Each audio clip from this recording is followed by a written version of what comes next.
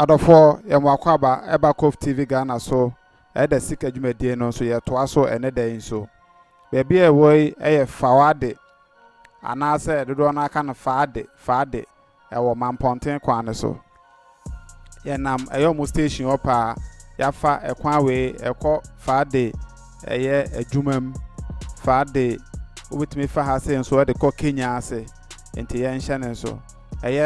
asore kese ba akwa ewo kwan we so a dodo na ade name no APC yesofo Reverend Obofo aha na asore APC no branch ba akwa ha amamantam ha so agidin pa nti ye fa sa kwan we so de akwa Adwumam na de asi ho new road honom na je sa aka no do Kenya ase ba ye nru Kenya ase na ya de abo apro ewo sa kwan we so medical academy se ohu bibia ofi se wo sense san bem anase abasobode bi e wo se wo de ma no obetim de ato comment box nim amame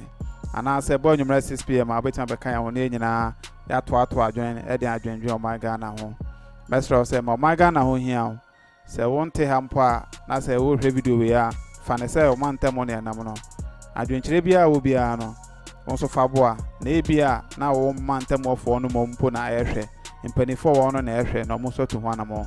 amesre eye oman mo mpanifo se eye aban mo ene yenananom ahemfo nyina wo ne de kwan so yesre mo nem kasa kakra yesre mo se mo hwe video bi se ya madawroma muntu ho anamo maye enhihye bia wo se mo de guko e ma abeboa no na Ghana enye neat enkwan che nyina fufufu basa mesre se mra bi mpo na de beba so bia dodo ne fie ani mokura na thanks e ba ebeboa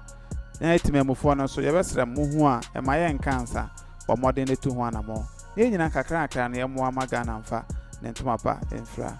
mesre your platform kese e